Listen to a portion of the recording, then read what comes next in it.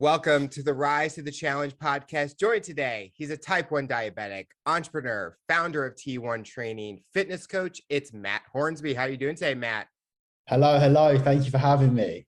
We're so excited to have you on the show to talk about your rise to the challenge. What we like to do with all of our guests is go right to the beginning. Talk about where you're from and what were you involved in growing up? So I am from Brighton in the UK, so down on the south coast.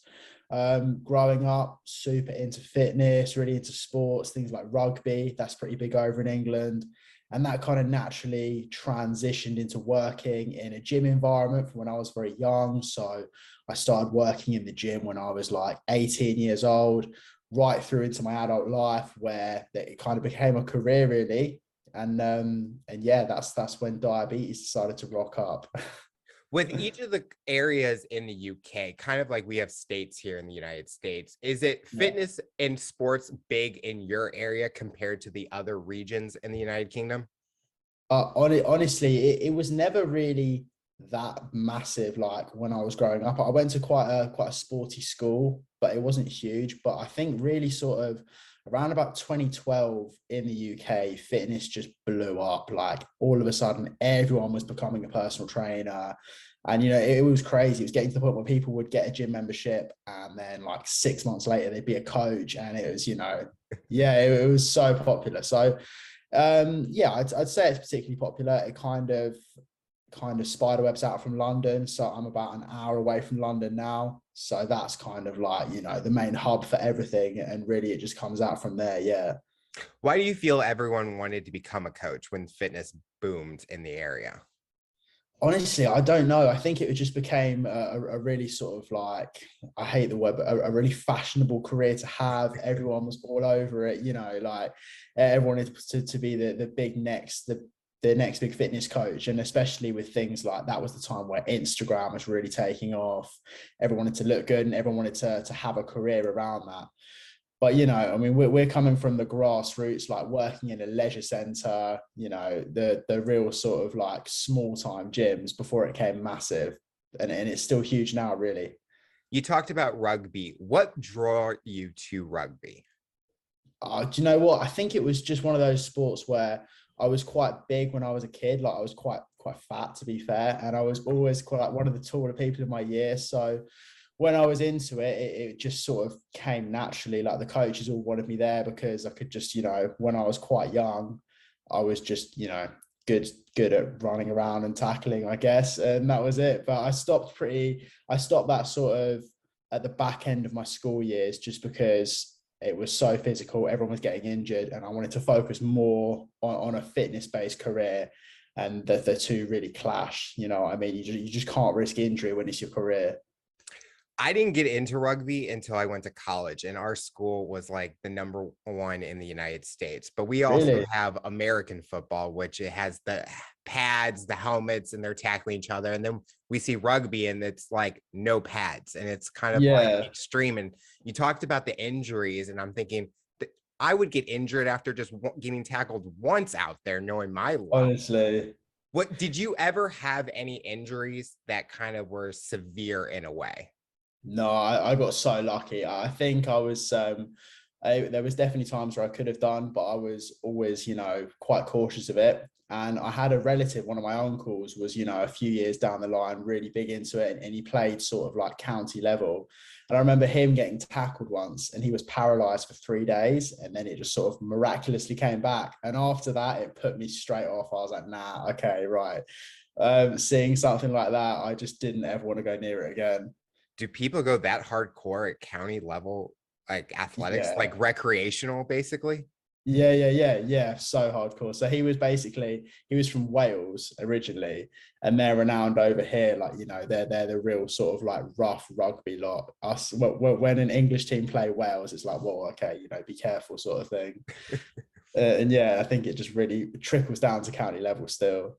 What's the biggest thing you learned about yourself while playing rugby? It definitely taught me that I loved sport and that sort of discipline it gives you.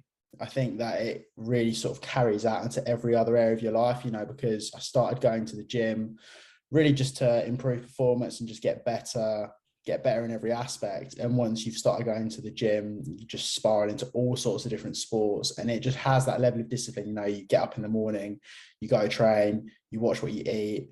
And when you start getting into that routine, every other area of your life just improves. And it's such an addictive thing that I think that's what really sort of spirals it. You talked about your physique was in a different kind of form at the time when you started playing rugby. Was Yeah, for after sure. playing, was this the kind of the mindset or the turnaround? You're like, maybe I want to make a difference and I want to kind of challenge myself in a way at physical form. Yeah, definitely, definitely. I think it came at a time where, you know, I was still super young when I sort of decided I didn't really like playing rugby anymore. I was kind of like 16, 17 because I played from a really young age. And then after that, you know, you're sort of getting to the back end of your teen years. And I thought, you know, like I want to be more athletic physique rather than just bulky. And that's when I started going to the gym, meeting new people. And it got to the point really, it was sort of like I was down the gym all the time. And to be honest, I was kind of like skipping school to go to the gym with my friends. And yeah, and the manager of the gym looked at me and he was like, look, you're here all the time, man. What are you doing? You know, you're never at school, whatever. And he said, I'm going to give you a job. Like, I'm going to give you an apprenticeship. You should come and work for us. I can see you've got a passion for it. And that really changed it because, you know, I was in school doing things like law, economics, business studies, stuff that at the time I just wasn't passionate about. And all I wanted to do was just chase my goals in the gym. So that gym manager really had a huge part for me. And, you know, he really threw me a lifeline because he gave me that job, trained me up. And I don't know if you have the equivalent of an apprenticeship over there, but it's like you basically work for pretty much nothing. You work for a super low wage, but they'll give you all of your qualifications. And then at the end, you're a trainer and you've ticked all the boxes and you can work with them for a little while. So that's really how it started. And then, yeah, they took me through to my early 20s at that gym. And yeah, still in contact with them today. They're great people.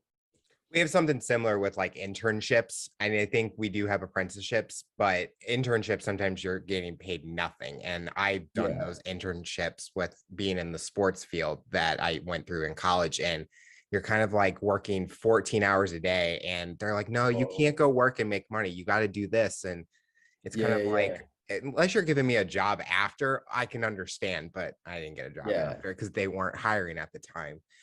Were yeah. you ever worried about your parents thinking, why are you skipping school to go into this field? Or were they very supportive in the path that you were wanting to go in? That my parents were so chill, to be fair. They were very much like they saw what made me happy and they just wanted me to chase what I really wanted. And they saw the kind of drive and the change in me from when I started at the gym. And, you know, it really is like you wake up every day, like so excited to go to work. And once they saw that, they didn't question anything, you know, they just wanted me to chase it. And that's that sort of thing. Did Yeah, you I'm ever very come up lucky. with like a backup plan? Like what happens if the fitness career didn't work out?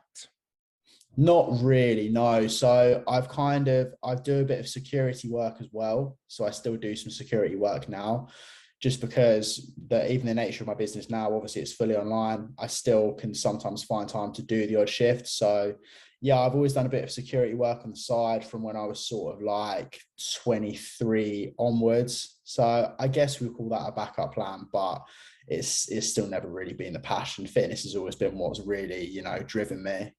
Why security? Like, why did you want that as a second job also? It was basically, it was actually one of my clients. I was working with him, and it was when I was in my first gym, and he hired security officers basically. And he said, look, you know, I'm doing security. I need some more guys to come work with me. You know, do you want a job? Come along, basically, see what you like about it, you know. So I turned up, and yeah, it was cool. Like there was a really good group of lads there, and the kind of security I was doing was like at an airport. So you're basically yeah, just doing airport kind of security work. So it was great. But yeah, like it never drove me in the way that fitness did. Have you ever thought about going in different areas? Like airport security is kind of, I mean, it's still big, but Yeah. like security for like venues, concerts, sporting events, things like that, something in that area, or you're like, I just want to keep what I'm doing right now. Yeah, no, that kind of security in England, to be honest, like say it's your security for like a club or whatever, like the wages are super low and the risk is super high. Like it's not the kind of security you want to be doing. For us, it's like, you're just babysitting. It's a lot safer, and a lot more benefits. Like that kind of security over here, it's just you don't want to be doing it, to be honest. When you started as a fitness trainer, you were at a young age. Did you Yeah. have a lot of clients where they're kind of like, oh, he doesn't know much because he hasn't experienced much? Or did you kind of show them a different mindset? Because with people that are younger, they have a different mentality than people that have been doing it for 20, 30 years. Yeah.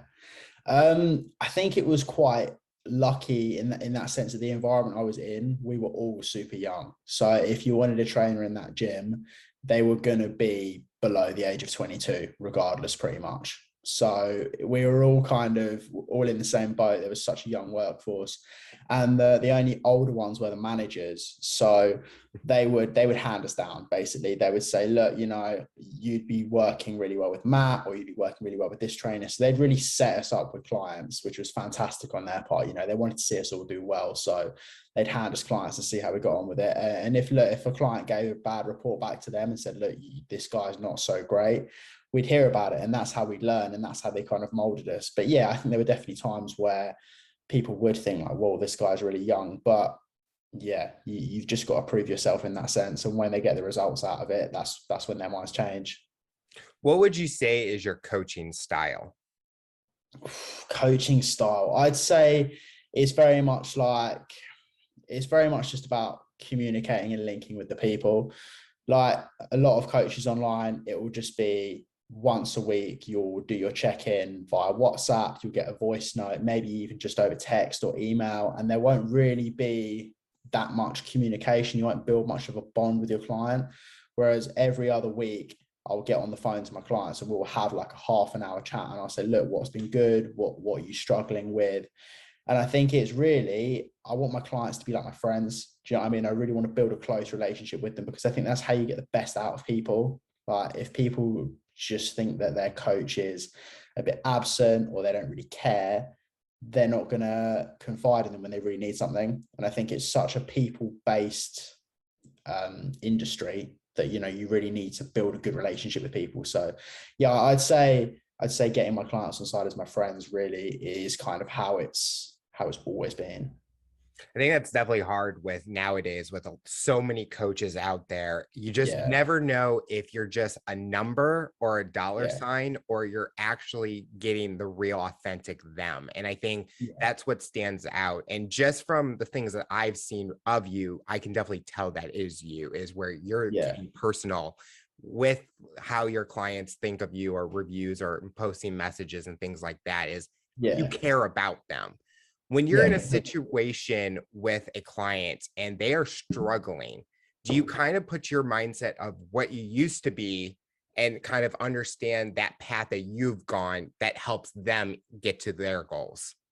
Yeah, definitely. I think you have to be any kind of a good coach, you have to have walked in the shoes of your clients. You can't just come in and expect people to be at a certain level. Everyone is in a different part in their fitness journey. And it can be clients that, I've got clients on the books who are really struggling with obesity and type 2 diabetes and their own bowels. And I've got clients on my books that are in better shape than me.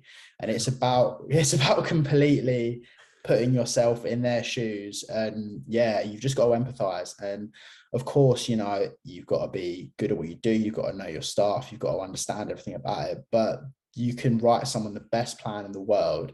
If they can't do it and they don't want to do it, it's useless. So it's really about empathizing with people and just making them want to do it, rather than just saying, look, you need to do this. It's like, no, like, I'm going to make you see why this is what you need to do, and you're going to enjoy doing it. And that's how you get it. Like, it's really just about empathizing with people and getting that good connection. And when they want to do it and they want you to see them do well, like, that's when you sort of crack it. So it's just about really being a people person and just getting that empathy. Looking at the first few years of your career in fitness, what was the biggest challenge you have faced? I'd say a very saturated market, because there was such a boom in fitness. And I think, looking back on it, it was really like, you could go from being just a normal gym goer to being a fully qualified trainer in 3 weeks, which is crazy to me. 3 weeks. Yeah. For like £1,000, you could be there done, which made it so hard because there were people coming out of these courses that really didn't have much of a clue what was going on and just putting out all this wacky advice that was really cheapening the market. No one knew what was going on. So yeah, that was a big challenge. It was making yourself stand out, but it was really just being consistent day in, day out. And I think it made a difference when people saw you in the gym every day as well, working on yourself. Like, it made a big difference because they'd be there with you. You know, you're sort of like in the trenches with your clients, so to speak, but it's true because you are. And I think that's really it, is just like making a name for yourself and making those connections. Did you have to become a little bit more creative in how you got yourself out there because there were so many people getting qualifications right off the bat? Yeah, I think so. I think it was just about making like the social connections with everyone. Like in a way, it was quite lucky because the gym that I worked in was in the town that I'd always grew up in, because so you could sort of see people that you've been to school with, see people that were friends with your parents, like literally everyone. So that was really the only USP you could get, was who did you know and who needed your services, because everyone could do with a trainer. It's just about whether your services are giving them enough value for them to part with their cash.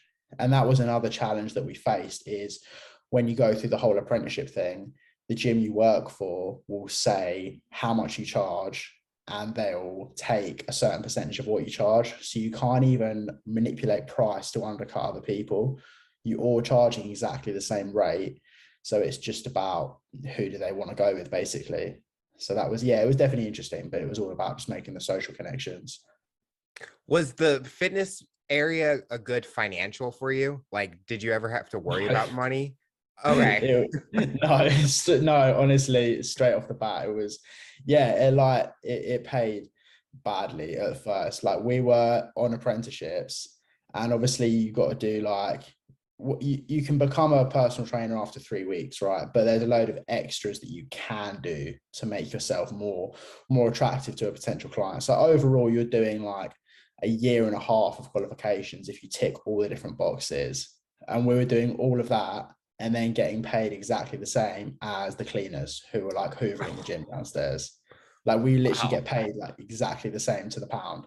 So no, you really have to do it for the love of it when you first start. But then obviously when you break free of that and you can become your own boss, like, that's when it completely changes the game. But no, initially, I remember being in an interview actually. So my first interview for the job, the boss for the old gym was kind of scary, right? And she basically sat me down and she goes, look, why do you want the job? Because it better not be for the money. And I was sat there as an 18-year-old boy just going, oh my God, this is so weird. Like, I've never sat in a job interview like this before. But yeah, it is just like one of those things you do for the passion at the start of it. And you just have to bank on the fact that it will help out further down the line. Before we get into the creation of T1 training, for listeners out there, Matt and I are going through similar journeys as type 1 diabetics. Talk about before you got that diagnose, what was going on and leading up to that diagnose?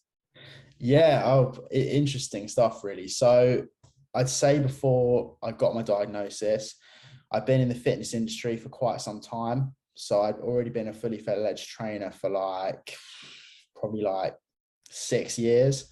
So I was pretty established in that. I was also doing like nearly full-time security as well. So my career was like really as busy as it had ever been. Right. And yeah, in terms of just before I got diagnosed, I remember being sat on a nice beach in Greece. It was all sweet. Business was good. And I was just kind of looking at the year ahead. I was ready to come home and buy a property. And then in the same week, I got diagnosed with diabetes and we went into lockdown because of COVID. So yeah, so it was crazy. Like, you know, all of a sudden that all the plans and everything I had going on turned upside down. So it was kind of mad. So you've only been a diabetic for not a short amount of time, but not for that long, because it was basically right before 2020. Yeah, so I got diagnosed at age 24. So I feel like I was later than, well, yeah, I was later. I was into my 20s when I got diagnosed. So yeah, I was already like in the fitness industry, loving it. And this is kind of really where T1 training came from. And we'll get more into that in a bit. But it was all of a sudden being diagnosed and asking myself that question, laying in hospital, like, whoa, like, can I even train anymore? And the nurses just sort of scratching their heads and being like, we don't know, basically, if you can or not. And I remember being handed this leaflet that honestly looked older than I was, just about, you know, like, go for a run and then drink some orange juice afterwards. And that was about the extent of exercise. So yeah, that was really what led on to the creation of T1 training. I love finding out that people get it later in life, because I'm going into my 15th year as a diabetic, Yeah. and I got it at such a young age. So my high school days, my college days, I had diabetes. And so I see people doing that party lifestyle. And I'm like, if I did that one night, I'm probably going to be dead or something, or Yeah. blood sugars are going to be all over the place. Do you Yeah. feel that if you had it earlier in life, you would have been able to transition fitness and stuff a little bit more? Or do you like where you got it now and you kind of had to develop and adapt very quickly? I think as silly as this sounds, it couldn't have come at a better time. And I know Okay. that sounds crazy about, you know, talking about being diagnosed with a chronic illness, but I was sat there and they were, you know, they were telling me like, look, you're going to have to learn about carb counting and you're going to have to learn about all these things. And I was, you know, like already very qualified in nutrition. I'd been tracking all of my macros for years, like probably since I was about 17. So I was very set up to transition into it. And when it just became about learning about insulin to carb ratios and that, you know, I picked that up really within the first 2 weeks, because I could go, right, well, you know, I know, for example, on a training day, I'm going to be eating 400 grams of carb. And on a rest day, I'm going to be eating 250. So manipulating my insulin to that became very quick. And that's when I got a real good handle on it. And it was quite funny, really, because obviously, you know, you have your honeymoon period and whatnot. But it got to, I think I'd been diabetic for like just over a year, and I had my yearly checkup. My HbA1c was super low, and they actually did a test on me because they were questioning whether they'd misdiagnosed me. So they were getting really, really confused, because like I was getting weeks on end where I was just getting 100% time and target.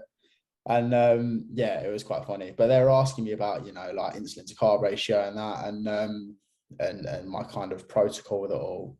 And yeah, it was just because I really had a handle on nutrition from early that I managed to sort of make it work the way it did. And it was things like, whereas perhaps if I was going high, I might want to correct, and that could, you know, create a bit of a, as you know, a bit of a blood sugar roller coaster if you misjudge it. Oh yeah. I would just be like going out, walking around my neighborhood at like midnight just to just get my bloods down, because I was just trying to force it naturally. And I was doing that for ages. And it kind of like, although it's not something I necessarily recommend, depending on where your neighborhood is, but it worked. And that's the kind of thing that I had all the time in the world to get used to, because it was kind of beneficial with lockdown as well. Like I wasn't working properly for about a year and a half. So I had all this time to just go, right, this is my life now, you know, how do I build things back up and get a handle on it? So as far as being diagnosed or something like that, yeah, like it couldn't have come at a more appropriate time.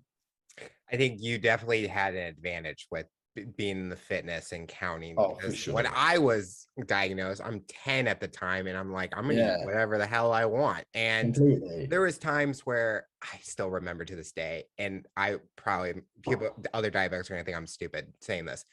I would love chocolate shakes.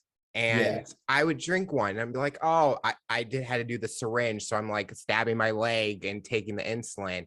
I'm just going to crank it up and do like 40 units and I'm going to be fine. Nope. Started to have to take things out of what I ate. And I think yeah, at the time now where I'm at in the last year or two, the way that I've made food, nutrition has changed it so completely, because you talked about the A1C being so perfect and low for you. I have been on a roller coaster starting so high at a bad yeah. level, and I finally have gotten it to the right level. And it's kind of like, Good. why couldn't I done this years ago? Why is it Yeah, all of a sudden now? And I think it's definitely a mental game for yeah, us, completely. because if you're not mentally in it and focused on it, you're not going to get the results that you want. Yeah, definitely. And I think it is such a mental game with diabetes. There really is no days off. And that is what can be so challenging for people. But I mean, it's hard to say because everyone's so different. But I just sort of look at it as another challenge, like I'm going to track my workouts, I'm going to eat the right thing, and I'm going to get my diabetes in check. And the three all go together so well that if you can shift your mindset into that lifestyle, you're only helping yourself out and you're only doing yourself favors. And it even comes to things like training, like obviously one of the best ways to be insulin sensitive is to build lean muscle. So I'm not saying everyone has to go and look like a bodybuilder, but if you can go and throw a few weights around, you're going to feel better, you're going to look better. But more importantly, your diabetes is going to thank you for it because you're more insulin sensitive. You take less units overall on board, so you're at less risk of a hypo. And it's those things that just work so well. I honestly think when you get diagnosed, people should hand you, your insulin pen and a gym membership. And I honestly think that I'm so biased, of course, but you just help yourself out so much. No, I think fitness definitely helps. So talk about the creation of T1 training. Where did the idea come from? And talk about the main message you want to give clients or people that are interested in your program. Yeah, of course, of course. So it really started from the moment I was diagnosed with diabetes because, like we touched on earlier, I was sat there with no idea whether I could still train. The information available to me was just sort of non-existent. You Google diabetes and exercise and there was just not a huge amount going on. So I really sat there and I was like, man, what am I going to do? And I ordered a book, right? This is such a plug for Phil Graham, but I ordered the Diabetes Muscle and Fitness Guide, which really helped me. That was really good to sort of read it. And it was kind of telling me everything I wanted to hear about the fact I could still go to the gym and everything else. So from there, I sat down and I thought, well, I'm already a personal trainer. How can I kind of help out other people who want to get in shape? Because I was looking at the Instagram community and there's such a fantastic community of people with type 1 on Instagram. And I was just seeing, only a handful of people who were doing the whole fitness thing. So I thought, well, I can definitely add my own input here. I've built my whole career around fitness. And now I think had the old me needed to take on a client with type 1, I wouldn't have anywhere near adequate knowledge to do so just from the way fitness was set up in the UK. So coupled with lockdown, I was sat at home. I thought, right, I was thinking about dabbling back into online coaching anyway, rather than just face-to-face PT. So the two kind of clicked together really. And the way that it's set up in the UK, although you're technically a trainer from level 3, you can go up and do essentially like a master's. You can do your level 4, but you have to specify. So they do in obesity and diabetes and sort of other metabolic diseases. So I went into that. Took me probably like 6 months to get qualified in that. And then I worked with a business consultant to help me actually grow T1 training. And that was it. From sort of May last year, took on the first client.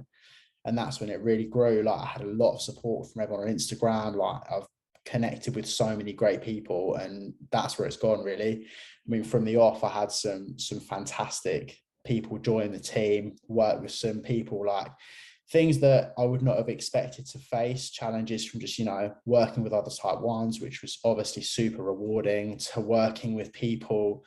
I worked with a lady who was dealing with diabulimia, which was super complicated, but it was so rewarding because, eating disorders is not my speciality, and I wouldn't go out of my lane to say that it is, but I was working in regular communication with her medical team and her to just get something together between me, her nurses, and her. And yeah, we got her back in the gym, we got her eating healthy, and yeah, she was in remission from her eating disorder and her bloods were in range. So when I got that first buzz, like there's just nothing like it. Do you know what I mean? Like it's satisfying helping a general population client lose weight. But when you help someone go from my bloods are completely out of control, I hate the way I feel, I don't like the way I look, so all of a sudden they're in the gym, they're eating right, and their blood's coming to range. Like the satisfaction is just next level that you help be a part of that. And even when people move on and say, look, I don't need your services anymore, I'm done, like I would still like to catch up with them every so often because like we've built a friendship, do you know what I mean? And it's so nice to have that community of people that I would have just never got involved with if my pancreas didn't decide to pack up one day. Do you know what I mean? Like it's just interesting the way it goes.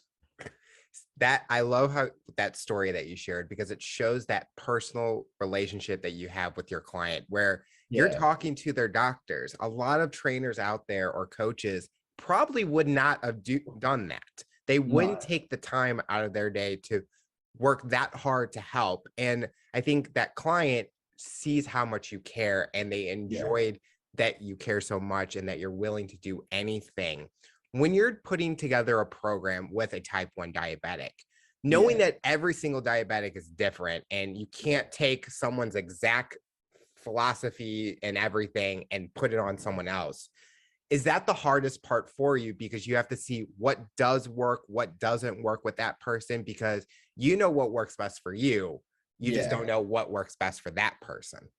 Yeah, completely. And it's a case of setting the boundaries with the client. I'll take them on for a call at first and really get a feel of what they want and what they're looking to achieve. And I'll say to them, look, like I'm your trainer and I'm your coach, but I'm never going to tell you, look, take this much insulin at this time, because I'm not gonna breach into giving medical advice, because that's not what I'm here for. I'm just going to Correct. give you a plan that is kind to your diabetes. I'm going to be here to understand if you haven't been able to train because you've had a hypo, or if this meal is really screwing you up and it's sending your bloods high. So I'll treat them no different to a normal weight loss client, essentially, in terms of the numbers I give them. But the foods I give them, I'll say, right, we're going to go low GI. It's going to be nothing to give you any crazy spikes. I'm going to give you a good amount of healthy fats to help drip feed the carbs in. All the things that I would give to myself that I know control my bloods. I would use similar concepts in their diet. And then it comes to really the phrase trial and error gets thrown around a lot. So when we get into our weekly check-in, I'll get them to send me over screenshots of how their bloods were, if they're on Libra or Dexcom, and we'll go through together, right, how are your bloods? How did you feel in the gym? And it's really just about talking to them to get that verbal feedback. And then that's it, really, to be honest. So in terms of just the setup, it will be similar to a normal weight loss client, but it's all the support around that where things get into the type 1 side of things. So if they say to me, look, I'm really spiking when I do any weights, I say, well, look, let's look at your insulin. How much did you have on board?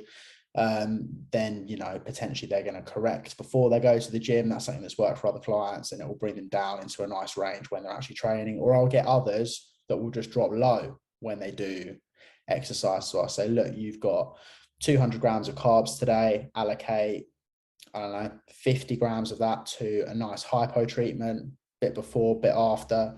And they're still in a range where they're going to be losing weight and they've got their hypos factored in. So it's just stuff like that that you wouldn't know about unless you're a type 1. A really common thing that I'll get a lot of clients come to me and they'll say, look, I'm having loads of hypos, so I can't lose weight. And I'll go, right, well, let's just look at it for a minute. So let's just say that, again, we'll go your allocated 2,000 calories every day, right? And on Monday, you've had a big hypo, you've had to have an extra 200 calories. And people are going to think, like, I'm thrown off, my diet's screwed. But I'll just say, look, let's look at the bigger picture. Take 100 calories off of your allowance on Tuesday, take another 100 off on Wednesday. And overall, we're still doing great. Don't worry about it. Don't stress about it. Like, I'll never say to anyone, like, oh, yeah, like, don't treat your hypo, obviously. But I'll say, look, treat it sensibly. When you're done, have a look, right, cool, I had this many calories, stick it into MyFitnessPal. If you're over, no dramas, we take it off tomorrow and we move on with it. And it's things like that that just you can just apply to living with diabetes, and you'll be surprised how quickly you realize you can just hit your goals. And the more you hit them, the better you're going to feel and the better your diabetes is going to behave. I think that's definitely an advantage with you, is you are a type 1, so you Yeah. understand it. Because I've been in a situation where I've worked with a trainer and I would tell them something I'm going through with diabetes and they're like, oh no, you're going to be fine. I go, no, this is my life. Like, Yeah. I can't do anything about it. I can make changes to help it, but they just did not want to do anything. They're like, you just got to do this, this, and this. And then they're like, oh, you got to drink all this. I'm like, I can't do that. And Yeah. so it Yeah. kind of brought me away from them. And something that this leads into is content creation is something that you have done really well on Instagram and any social media that you have. With everyone out there posting that they're a fitness trainer, and it's hard to know who really knows what their stuff. Yeah. How do you stand out as a content creator? Yeah, you're so right. It's very, very saturated. And especially with the content on Instagram. I think it was just really kind of like, I know that my field is diabetes. I know that I know a lot about diabetes. And there was definitely a time where I was kind of like halfway, like, I don't know, 6 months into T1 training. I was thinking, look, you know, maybe I should just branch out and do just general weight loss transformations. And, you know, I'll help out people with diabetes as well. And I kind of evaluated myself and I thought, actually, like, why would I want to just dilute my services to the same as everyone else is doing? Like, I don't really care about getting in the maximum amount of clients and, you know, just chasing the profit, because that's not what I'm here for. That's not why I started T1 training. Like, I know that my advice can genuinely help people. So I'm just going to double down on the type 1 content, help the people that need it, because that's why I started it. So it's really just a shift in, rather than just trying to get maximum amount of clients in and really fill my books. I just want people that genuinely want to work with me, need my help, and are going to put in as much as I put in. And that was the real shift. So in terms of content, putting out things that I really would have wanted to see when I was first diagnosed. Like, if I can put myself in that position and then look back and say, oh, that would have helped me so much, then yeah, that's the kind of content I want to bring out. So that was a big shift for me. There was definitely a period where I was like, oh, let's just go general weight loss transformations. But now it's kind of like, I only really want to work with people who've got type 1. Like, if I've got friends or whatever who want to jump on, cool, that's sweet. But I'm really just like, want people who need my help to join me. Like, rather than me just trying to like super DM everyone and shark out clients, like, people apply to work with me, and if I think they're going to be a good fit, we'll go with it. Do you know what I mean? Because there's nothing worse than having clients on your team where you're just like, oh, come on, time to check in again, time to do this. Like, I'm not here to chase people, I'm here to help people that need it. So that was the real shift in content for me. Is there any other creators out there that you kind of follow that kind of have been helpful for you in your journey with creating something? Yeah, for sure, for sure. And like, there's 2 real lads who kind of from the start I thought were great. So there's a guy called Type 1 Tom. Don't know if you're aware of him. Really good guy, like his podcast. And yeah, he like DM'd me a few times as well. That was really helpful. Another guy called Owen Costello, Insulin podcast, was really, really good. And it was funny actually, like, I started off listening to those guys, like, you know, really keen and whatever. Yeah, so people that have definitely helped me. Type 1 Tom, super, super down to earth guy. Gives a really, just a real world experience about what it's like living with diabetes. And an Irish guy, Owen Costello, Insulin podcast. And if you're aware of him. Owen actually was on my show. I actually interviewed him last year, and no way. We connected on Instagram. I don't even know.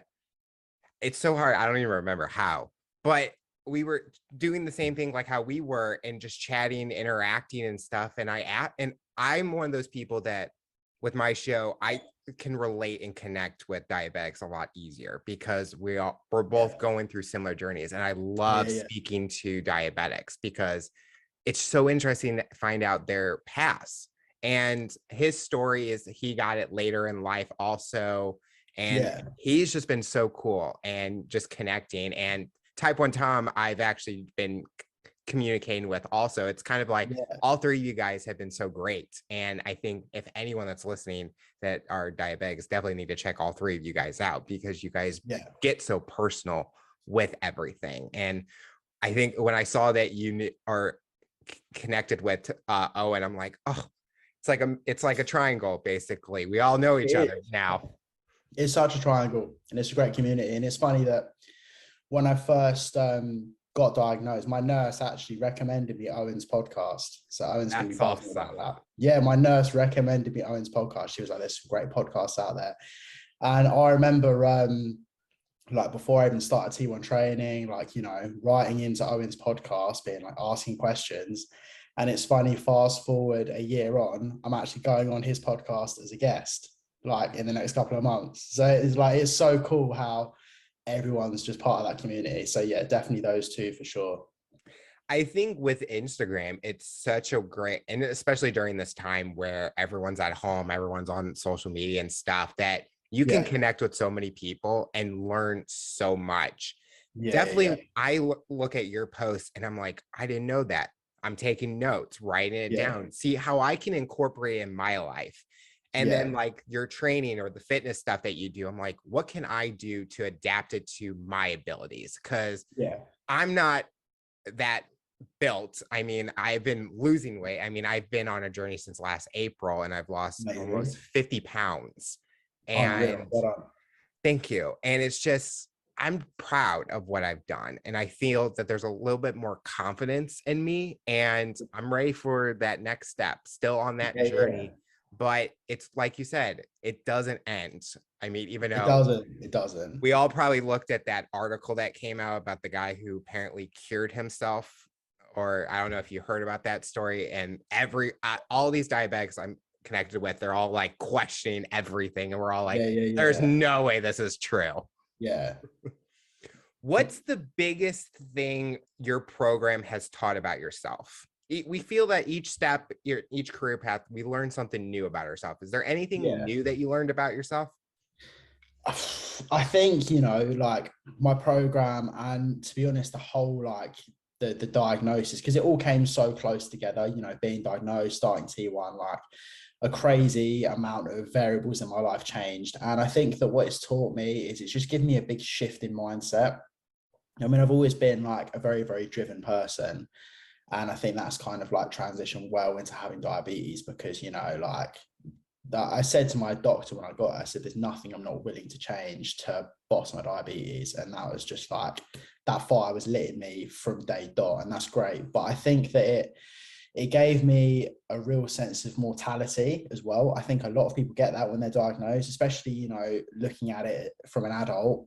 Like I've lived a completely normal life up until 24, and then it's like, whoa, okay, like, as a 24-year-old guy, you think you're kind of bulletproof, right? And you think nothing's ever going to touch me, and you're like, wow, okay, like I really need to just make the most of everything. And it's interesting how like things that maybe used to really faze me or like stress me out just seem so insignificant now I have diabetes, because I'm like, it gives you like a real sense of perspective of what's actually important and what actually matters. So yeah, like I'd say mainly just a big shift in mindset. And to be honest, it's probably made me more confident as a person, because I now know like I can sort of rationalize things more, like walking into a group of people and like running a class, right? So when I used to work at the gym, like 40 middle-aged women running a circuit class might have intimidated me before, but now, and they are intimidating, 40 middle-aged women, don't get me wrong, that's a scary one. But now I sort of think, oh yeah, but like diabetes is way worse, so like I'm not as phased now. like and it's things like that. Or you think like, oh well, I nearly died last year, why am I worried about this?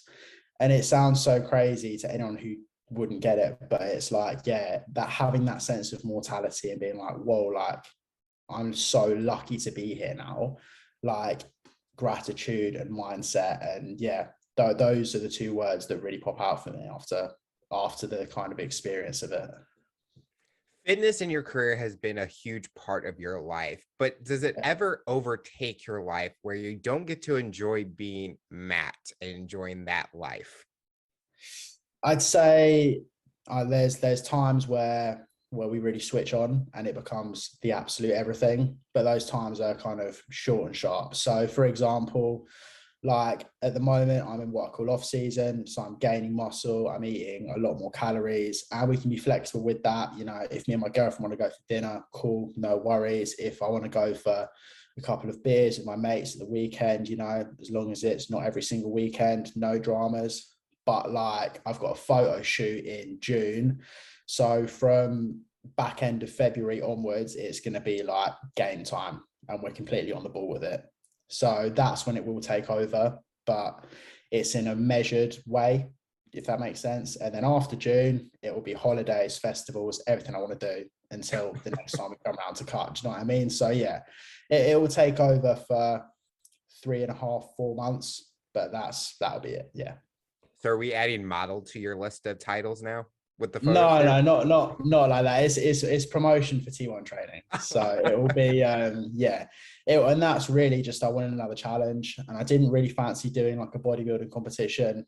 That's not really me, because I do have quite a flexible lifestyle. I still enjoy myself, but I thought if I can do like a fitness shoot, have the Libra out, do you know what I mean? It's going to motivate more people, because it's just not something I see that many people doing. So I thought, why not? I'll rise to the challenge. I saw, there you go, rise to the There we challenge. go. Yeah. I saw, yeah, and one of my friends who's also a coach was running it. He's setting up the shoot. He's getting like a photographer in. So he offered me a slot. I said, yeah, went for it. So yeah, so that's another thing kind of in the pipeline, another goal to work towards that I've never really done before. When you mention festivals, is it kind of like those EDM concerts? I feel Yeah. like. Have you Yeah. been to one as a diabetic yet? And how have you been able No, to manage that? no, I haven't yet. So it's going to be a bit of a roller coaster. But I mean, all my friends are going. I'm never going to let it stop me doing something I want to do. So yeah, I mean, straight from the off, I'm thinking if I'm out all day dancing, I'm going to be taking way less background insulin. It's also in Croatia, so it's going to be really hot. So I'm thinking less insulin for sure as a starter. When I do drink, because I've done a fair bit of drinking since my diagnosis, you know, partying and whatnot, as we like to, you know, I'm still only 26. Go for sugar-free mixers and a bit of vodka. Generally speaking, doesn't mess things up too much. And obviously, the golden rule is always eat something before you go to sleep. Yes. That is the golden rule to anyone listening. Always, always. Even if you think you're going to wake up slightly higher, it is better than risking having a super bad hypo. So yeah, they're kind of the three pillars of going out drinking that I've followed. But yeah, so far so good. I'm just going to tackle it and see. And who knows? Maybe I'll even document it a little bit on T1 and you know, bring out some tips for anyone following suit. Well, you mentioned that you're 26 and I'm 26, and people listening can see how we're the same age and completely two different paths we've been on, even though I got it earlier, you've gotten it later. But I love when you mentioned about what you drink and stuff. And when I was in college, turning 21, when that's the drinking age in the United States, I'm like, give me the margarita without the sweet and sour mix. So give me straight tequila, because I'm like, I don't want to even try the sugar part. And all my friends are drinking like these seltzers, ciders.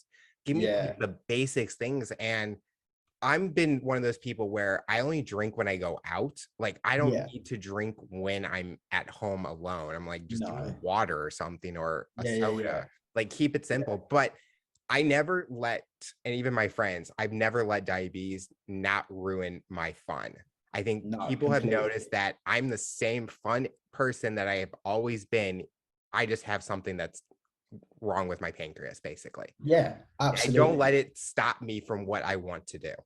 No, completely. And I think that's such a take-home message for anyone listening to this. Like, don't let it define you. And obviously, you know, I mean, it's maybe different in someone like your case, because you've had it for a very long time from a young age. But for someone diagnosed slightly older, perhaps, like, you are still the same person you were before your diagnosis. Like, don't let your whole character and life become diabetes, because you are still Alex. You've just got diabetes now. Do you know what I mean?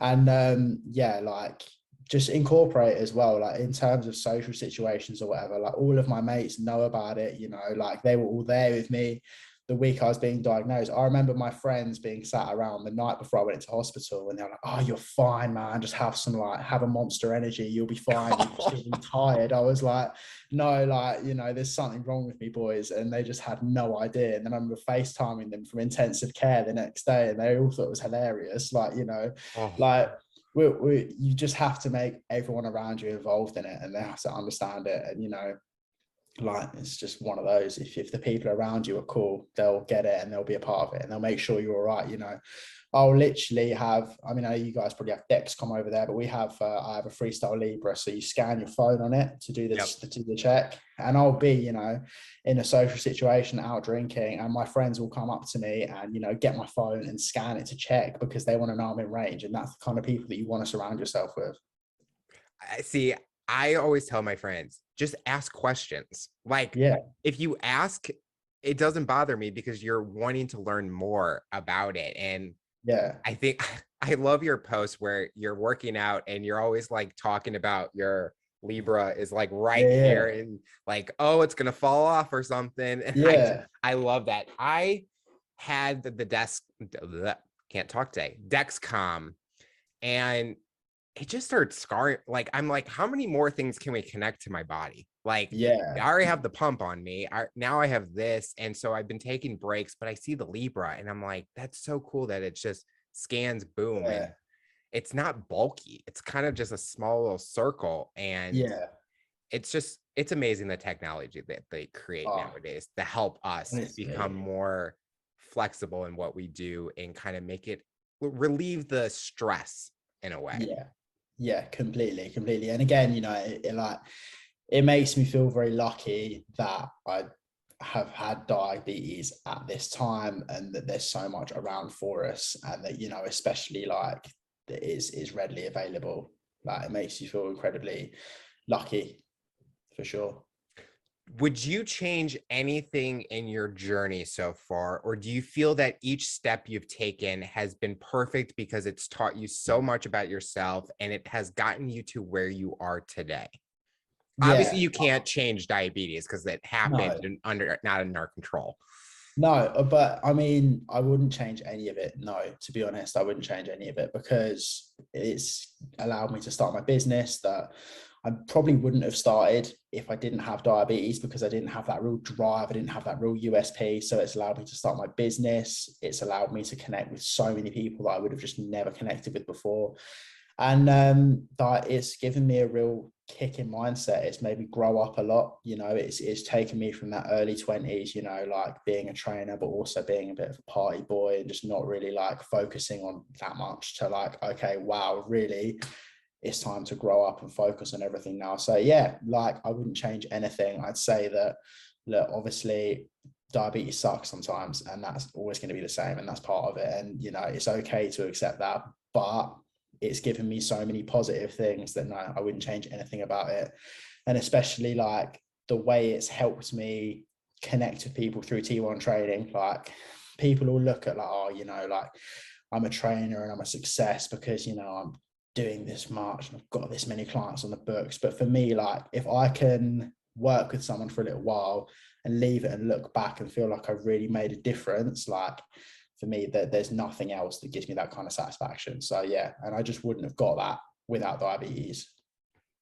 I feel the same way. Diabetes has taught me so much about myself. And as much as we wish we didn't have it, I think it has helped me grow as a person and kind of made me think of things differently.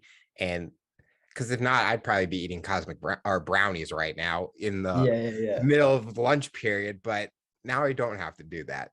Yeah, exactly. What does the future look like for you? What are you hoping to accomplish personally and professionally in the next few years?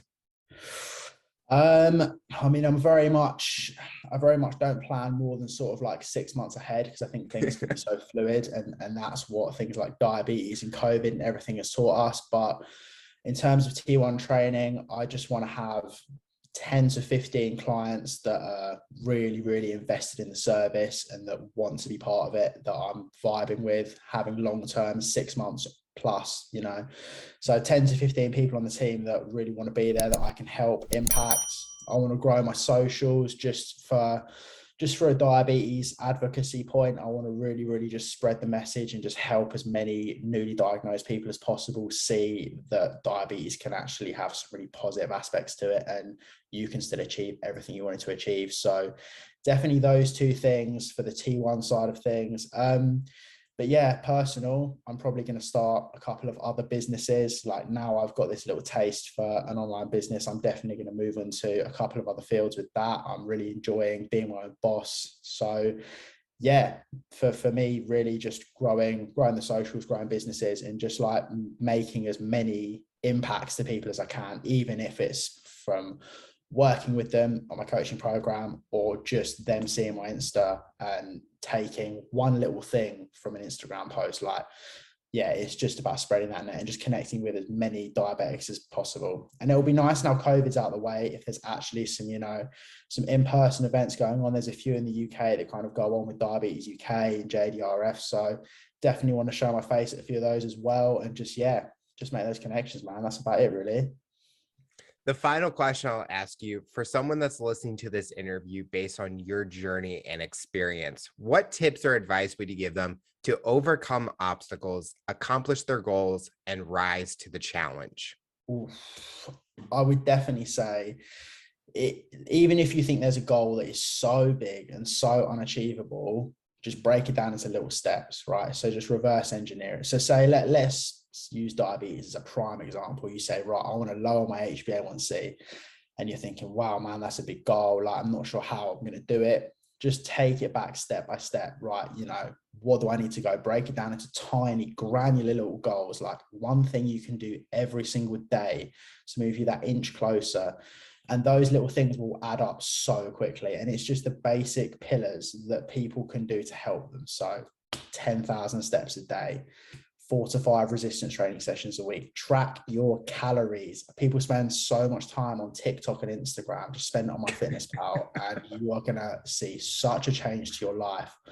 So yeah, really that, like, there might be an obstacle that you think is so big and so crazy, but like, just reverse engineer it. And also, like, just do it. You only get one shot at life. Like, why would you wait to go for an obstacle? Like, the worst that can happen is you fail it, you use it as a learning opportunity, and you build back stronger. Like, no one is perfect first time round. Everyone's made mistakes. I've made mistakes in T1 training, like, putting out a campaign that's completely flopped, or just like, working with a client that I probably shouldn't have worked with because I could see they wouldn't really into the service. Like, everyone makes mistakes, but that's how you learn, it's how you grow. So yeah, just never ever stop yourself from going for a goal because you're worried about it, because the worst thing you can do is look back and be like, oh, like, I should have done that. But yeah, that's all I'll say, is that no obstacle is too big. You can just get around it, and it might be easier said than done, but just think one thing you can do every day to move an inch closer, and you'll smash it. And listen to the Rise to the Challenge podcast, obviously. Brownie points right there. Well, go. Matt, I want to thank you so much for coming on the show and talking about your rise to the challenge. You're inspiring so many people, and we're excited to see what the future looks like for you. Mate, thanks for having me. It's been a great time. And yeah, I'm looking forward to seeing more podcasts come out, mate, seeing who else you get on. I look forward to connecting you a bit more in the future.